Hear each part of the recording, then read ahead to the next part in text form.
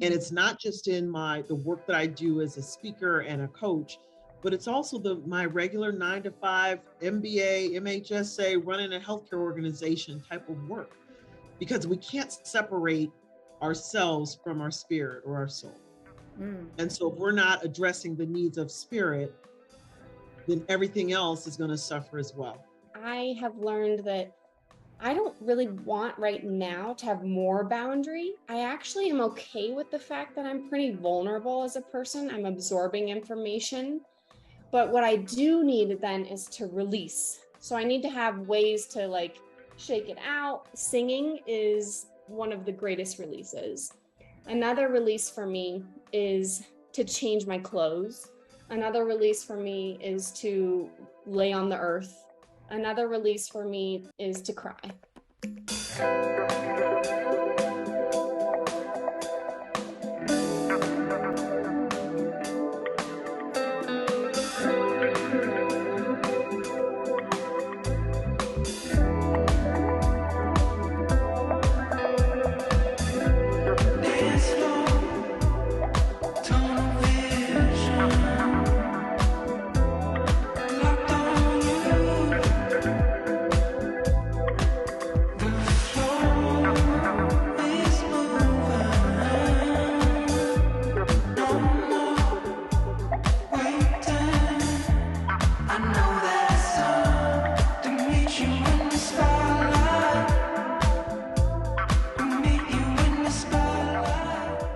Hello and welcome to Diamond Bridges. I'm your host, Irene Diamond.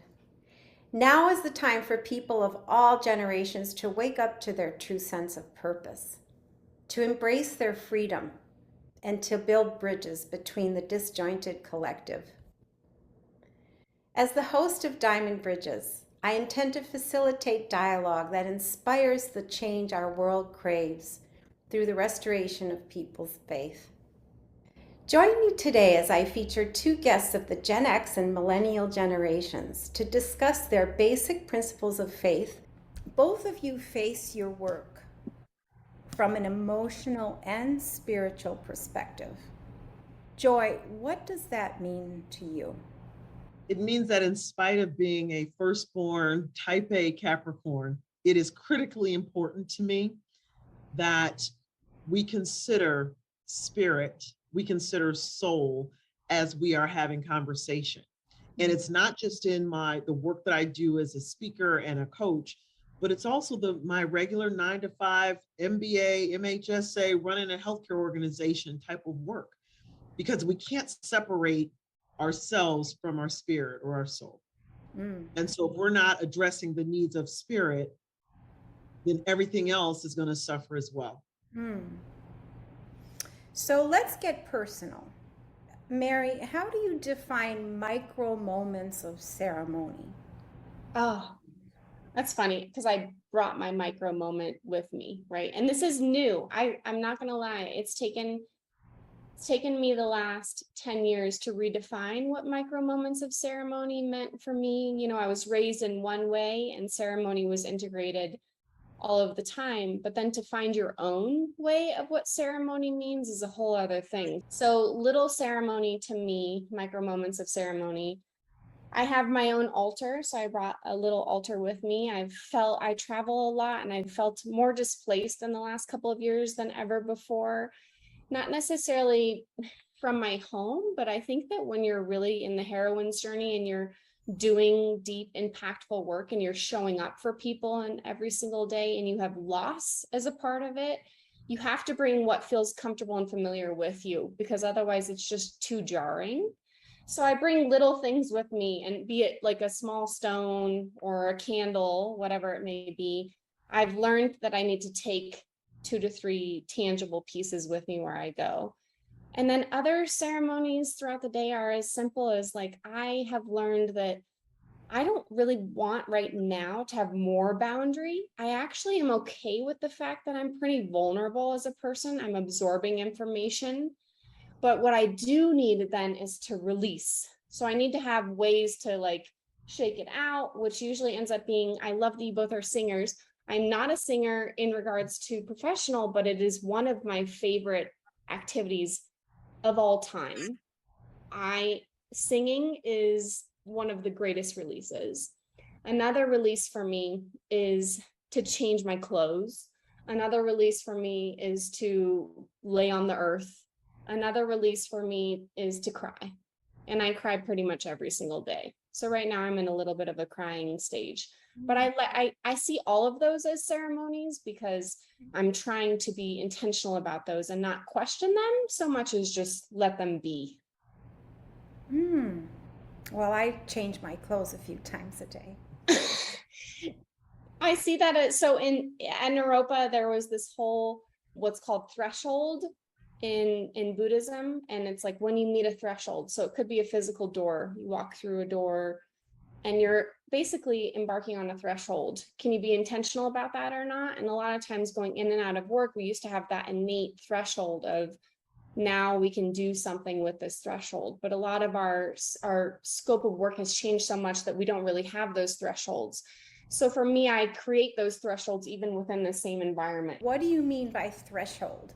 Threshold is basically just a transition point. It's like a meeting point where you're going from potentially, it could be one state of mind, one act of doing, one act of being to another. So for me, when I come down the stairs, if I need to be a mom, for example, how can I have the environment or my clothes represent that? So you start to have more of ceremony around it and intention rather than just blurring the lines. So thresholds are opportunities for you to bring little remembrances and what I like to call pinches. So we're being pinched into awareness rather than just moving through things before the pinch becomes something a little bit more catastrophic. Irene, may I?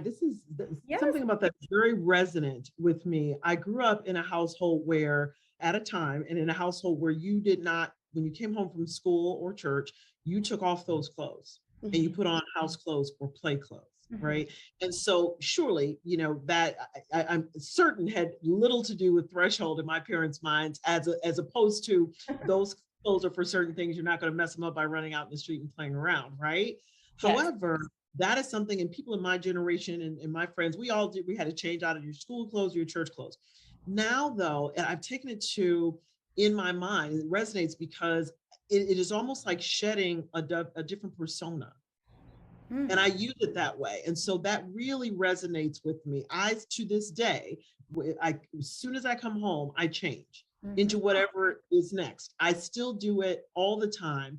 And it really is about shedding a persona so that I can move into the next piece of who I am in that environment. When I was raising my daughter, when I was married, just, take off that, air quotes suit and tie. Yeah. Because I'm not the boss, as my ex-husband used to remind me lovingly, you're not the boss here, right? So shed the boss persona when you come here so that you can be mom. Or caregiver, whatever it is, because certain jobs require more of that, like, a teacher or a nurse. They say that it's hard for them to come home and then be that for their significant other and their children's. Right.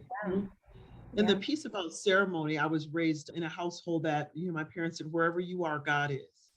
And now I've not always believed that, especially as I was in the depths of my grief experience. Yeah.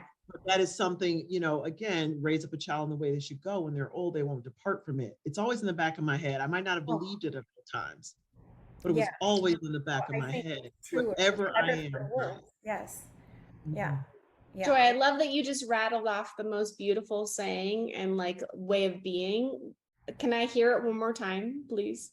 Are you talking about raise up a child in the way they should go? And when they are old, they will not depart from it. I take no credit. That's straight out of the Holy Bible. Yeah. But it's beautiful to hear, I think for me, repetition is where, when you choose repetition, that's basically you choosing what is of value to you. So, yeah. Thank you for sharing it. If I may, as a young mom, something to consider in those moments, it probably hasn't hit yet, but in those moments as they move into those teenage years and you wonder oh my gosh, all this stuff I poured into you. I remembered so much when my daughter Vashti was small, raise up a child in the way they should go. So do it, just do it. That repetition, as that's so important in parenting, because when they are old, when they are old, when they're out on their own, those things, even if they're not doing it or believing it, it's there because we did our jobs as mothers and we poured it into them. Yes, and I think at some point you have to surrender to that as well because, Absolutely, yeah. that's a word. What do you mean when you talk about the gap between spirituality and cerebral function, Mary? For me? Yeah. So spirituality for me, finding and seeking and being in the somatic has been the most, we talk about intuition all the time, and I lost sight of what intuition meant. I think intuition got confused from my own experience between what I was making sense of or what I was thinking through. And I was so in my headspace, and I still do. I mean, that's where I live. I do not, to me, right? Of course, we're all talking about it's the journey, right? And it's like not trying to seek something or be somewhere, but being okay with being here. And the more that I drop into somatic body experiences, I feel more like I can trust what my experience is and trust the path, trust that I am on path compared to when I'm trying to think through things, when I really feel through things. I told you all earlier, saying that I'm HSP, highly sensitive person. 2 years ago, I didn't even know what that meant. 1 year ago, I didn't like what that meant. And then now I'm just starting to embark on that my sensory system is a tool for me. And that the more that I embrace it, which is where I think I'm at, is embracing it. I'm looking forward to celebrating it. I think that that's going to be the next level for me. But the more that I embrace my sensory system, I feel like I'm so connected to spirit when I am able to do that. Okay, so what happens when you're not? When I'm not connected? Oh, what doesn't happen? I have total anxiety. I spiral in such that I feel like I have no worth. I have learned that one of the things that I thought to be true, one of my truths, was that drama equaled love. So to me, being on a consistency of drama and attracting drama, whether I thought that I was an antidote to it or contributing to it, to me, that was the same thing. When I really realized that like trauma was drama, so there's a lot of that, but I felt like they were the same thing. So I only really came to that knowing recently. But what happens is I get really ill, physically ill. Those pinches become catastrophic. And I tend to want to dissociate. I want to not be here, not be in the full expression of my experience. And I want to just have the volume turned down. And in actuality, when I turn the volume up, I feel like I am more receptive to stuff in such a way that keeps me on path rather than feeling like I am just stuck in mud and in survival. So you mentioned that a year ago, after you just determined that you had this, you said HSP. HSP, highly sensitive person, characteristic. Yeah, trait, characteristic. I love that. Yes. Mm-hmm. You didn't like it. It was uncomfortable for you at the beginning. So what changed? It's still uncomfortable. I'm learning to have more and more tools to support it. Like I said, back to that releasing. But I think what's changed is that I realized it was no longer serving me. It goes back to that the drama did serve me. And of course, when you're raised in a complicated family system and environment, and where abuse is a part of the story, internal and external, it's hard to decipher the two. So you kind of have to go to that like dichotomy, like I talk about. You first have to go there, right? But what I've learned then is like the dichotomy being the edges, the black and the white, like this is okay, this is not okay. A little bit more of like a highly opinionated on like the pendulum. Actually, there's another analogy. The second that you realize something, you swing over to this other side and you're feeling like very strong-willed about this is wrong, and you're a little bit harsh and nothing can penetrate. And then you kind of go back and then you find a new homeostasis. And my homeostasis has started to come back, where my pendulum at first was when I realized I was highly sensitive. everything was illuminated. Everything was sensitive. I could feel the air hurt sort of feeling. And now I've learned, cool, this is a new means of gathering information. Mm-hmm. So the more that I can gather that information and use it to be in the benefit of myself first, having a sense of self, and then moving that into supporting others, has been the difference between the illuminating part to now integrating. I want to acknowledge something that Mary said. Again, a place of resonance around the separation of the intellect. I'm not sure if this is exactly how it was derived, but the separation of the intellect from the spiritual. And I would offer that in order to fully sit in your spiritual self, you have to disconnect from the intellect.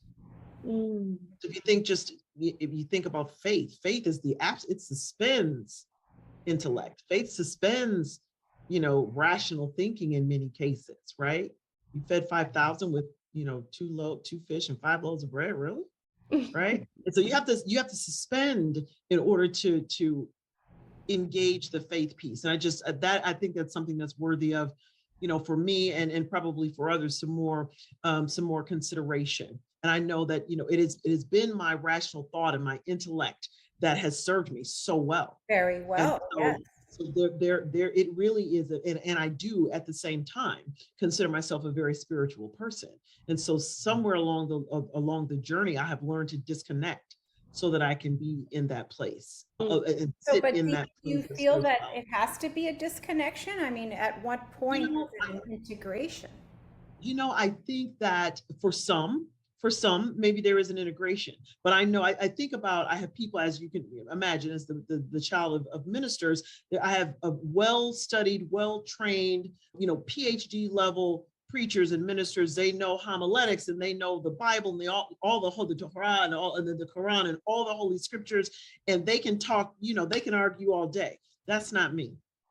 Right? I don't have to argue with you about the Spirit of God lighting on me because I felt it for myself. So I choose not to go down and I don't have to try to figure it out. Was it something about the temperature and the way I was standing and the heat and what? No, right? So for me, my experience is I suspend that. There's a place that I will go down so far intellectually, and then I suspend that. I release that so that I don't miss out on feeling the power of God. For me, in my experience, I may be different if I was a PhD minister. So then let me ask you this. Once you receive that spiritual inspiration, and either of you have experiences and experience it regularly, how then do you turn around and apply it then to your regular daily lives and living and work and, the mundane? I don't feel like it's a purposeful application. It just comes through because I remain open. And so it pours into the work that I do. And I can think of times early in my life because of religious training that it's always been there. I remember as a child, as a 10-year-old, another kid in the class, maybe 11, a kid was having a seizure or something. And I immediately dropped to my knees and put my hands on her and started praying for her, just like an immediate. Wow. I remember the same situation. How old were you? I was about 11. Wow. And had you been exposed to this type of thing in church? Absolutely. My entire life, right? And I don't even think about it. That's the first thing you do, right? And it's still a part of who I am. I see it in my daughter, even as a small child, a 2 or 3-year-old. It was part of her experience. You put your hands on and you start to pray, right? And so from an applicability perspective, it's not let me do this, let me suspend, let me release, let me start. It's not that. It's an automatic. It's part of who I am. Yeah. It's always been part of who I am. And it's interesting, through the years as a piano teacher, I sit very close to my students, of course, to the right, next to them. And so every now and then I get a tingle in my arm and my fingers. And I don't know, I was a young mother when I first did this, but I didn't say anything to the student. But I would just gently touch their hand while they were playing, and they never questioned why I was doing that. But I felt a warmth, and I still occasionally feel this, like when it happens, I just feel like I'm imparting something to them, that something through me is going to them. That was the only way I could describe this. And I think this is the first time I've ever even told anyone, you know? Yeah. That feels completely, as soon as you start, I'm like, absolutely. Yeah. And for me, it's like the Spirit of God. And that for me, that there's no other, you don't have to think through exactly what that was. Yeah, yeah. It's absolutely Something there.